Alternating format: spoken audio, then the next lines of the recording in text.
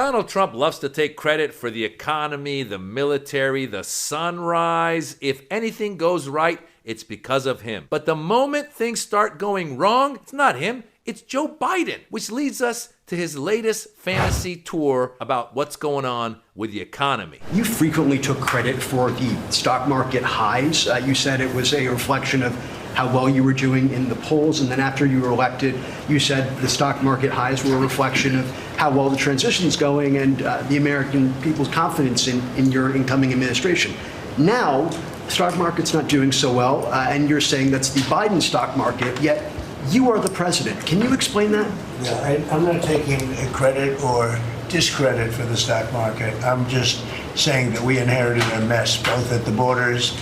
You could look at every single one of the people here, and no matter who it is, they're doing better, and they are far superior to what took place for 4 years before us. Oh, he never took credit for the stock market going up? Let's look. The Biden team can say, well, if things are so bad, how come the stock market's on a roll? Because they think I'm going to be elected. That you think the stock market's rallying because people think you're going to be elected? I do, yeah. If you take a look at Iowa, if you take a look at New Hampshire, the stock market's been going crazy since then and long before then. When I announced I was running, I took the lead early, and then I beat everybody, including Ron DeSantis. I call him DeSantis now. I took the other name. That was him in 2024, early 2024, saying that the stock market's going up because they think he's going to win. And that was just one time. Once he won and the stock market actually did go up, he said it's because people want me. They know I'm good with business, and therefore stock market's going up. And now that it's tanked, oh, no, it's not my fault. I don't want credit or discredit, whatever that means. Now, here's what's going on. Obviously, this is just moments after we learned that this GDP number came out. It did show a drop in growth, a contraction in the economy, first that we have seen in years, in fact. And it's a sharp reversal from the 2.4% growth we saw in the fourth quarter. So, obviously, this is a White House that is stepping out to defend its policies on the economy in a moment where we're waiting to see if the first deal comes through on tariffs. Yeah, we were looking at this. Quarter four was 2.4% growth. Quarter three was 3.1. Quarter two was 3.0. And now we're at negative 0.3%. That's a couple of Fox News hosts going, I don't know how we're going to spin these numbers because clearly it used to be good and going up and now it's gone down. First time in many years. Then they start just throwing the numbers out. And I know in their minds they're going, how are they going to spin this from the White House? We don't know. But they sure are trying. Here's Congressman Scalise trying to spin it. An item at Walmart goes up by double. Should Walmart be able to tell its consumer that it's gone up by double as a function of the tariff, or do you consider that, as President Trump does, a hostile act? Well, that seems more political, but think about this. When you go to the pump to buy gasoline, did you see them putting an item when Joe Biden shut off American energy and prices went up? Did you see them put an item going, you're paying $4 instead of $2 a gallon because of Joe Biden's anti-American energy policies? I did see delivery charges go into some. I did see delivery charges or whatever they call those charges when oil prices. Just to note, that was CNBC that tends to be neutral when it comes to politics because they're a business channel. And they asked the guy, ask Steve Scalise, do you think that it's okay to put the prices at Walmart going up because of the tariffs? And he goes, no, why didn't we do that when the prices of gas went up under Biden? First of all, under Biden, the production of gas actually ended up going up. However, besides the point, the tariffs that have been implemented have a direct relationship to these costs going up. But the Trump administration doesn't want you to know that they screwed the economy. The American public knows exactly what's going on, and that's why they're soundly rejecting this administration. He has the lowest approval rating of any president of the last 70 years for the first 100 days. His stock market for the first 100 days is the lowest since Nixon.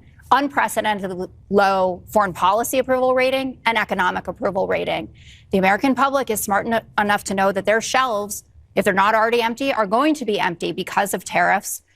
69% say he's not focused enough on lowering prices. 62% focus too much on tariffs. 72% think his policies will cause a recession. 64% disapprove of how he's handling inflation. He continues to beat a drum that is making the absolute worst economic music I have ever heard in my entire life. Thank God for Jessica Tarlov at Fox News. I don't know how they still keep her, because she's given the truth and their viewers got to watch this. I don't know how their viewers watch this and don't have a light bulb moment where they go, wait a minute, this guy just tanked the economy and he is tanking this country.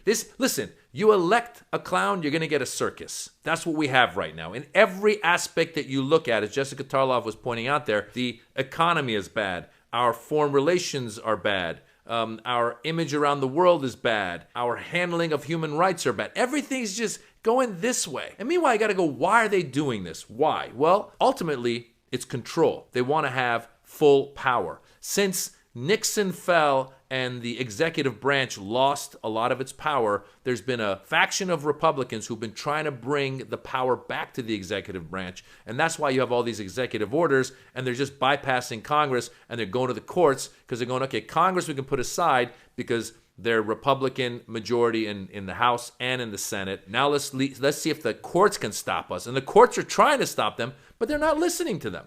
And that's where you run into a constitutional crisis, which we are seeing daily almost. And this guy will not take credit for his losses. Remember when Truman said the buck stops here? With Donald Trump, the buck don't stop. It just keeps dropping. And he goes, no, it wasn't me. It was someone else. It was someone else. I always win. How could anybody be 100% winning? There's no, in human history, no one's only won. And yet Donald Trump, since the beginning of his career, when he started lying about being one of the richest men in the world, you can look it up. I think it was Forbes magazine or Fortune was doing an article. I think it was in the early 80s, and they listed the richest men, and he wasn't part of that, but he placed a phone call to the editor and pretended to be his own assistant and said, oh, you need to relook at Donald Trump's numbers so he can get himself in there. He's a great marketer. That's what he is. He's a great marketer, which, by the way, so was Adolf Hitler. They're great marketers. They can tell you, hey, I got the solution. Only I can solve this. Only I can solve this. And yet when things go wrong, they go, well, it wasn't me, it was someone else. Yeah, blame Joe Biden, who's been gone. He said Joe Biden, he always says Joe Biden was asleep. He couldn't do anything, couldn't handle anything. And yet he's saying now that the numbers that have gone down are because of Joe Biden, not because of his tariffs. I mean, it's been a disaster. Anybody with eyes can see it's been a disaster. There was no planning. At least if they had some kind of plan, like if the day after the tariffs, they were to say, oh, look, we actually have a plan. We have people situated in these countries where we want to make deals, and they're going to go meet with the leaders, and we're going to find a way to stop these tariffs. If there were some plan, that would be fantastic. There was no plan. I'm not sure if you saw a few weeks ago, there was a segment that Rachel Maddow did where she showed that one of the tariff hawks, Peter Navarro, who is an advisor to Donald Trump, turns out that his book where he quotes an expert on tariffs being good, the expert was made up. It was a guy named Ron Vera, which is an anagram of Navarro. So he took his own name, he flipped it around and said tariffs are good. And Donald Trump said tariffs are good. And here we are, tariffs aren't good. Not looking good. Now, the other question you got to ask is, why are they doing tariffs? Why do they have Doge cutting what was supposed to be trillions of dollars, which is not even in the hundreds of billions? Why are they doing that? They're doing that because ultimately his goal is to extend the tax cut for the rich. And if they can say that, look, we cut some money from Doge. Look, our tariffs are somehow bringing in money, but it's not being paid by you. It's being paid by someone else, but it is being paid by you. And God forbid if Walmart or Amazon tries to indicate why things are more expensive because of the tariffs. No, don't indicate that. But let people pay the higher price. Ultimately, they're trying to say, look, we have money coming in, therefore we can afford to extend these tax cuts for the rich. So billionaires don't have to pay and companies, corporations don't have to pay. This is all a power play. These are the people who got him elected, and now they're benefiting from his presidency because he's giving them more tax breaks so that they can get richer and richer, and the middle class and the lower class can just go to hell. And if they don't like it, well, it's a dictatorship. So just shut up and do as you're told. And so if anything goes wrong, it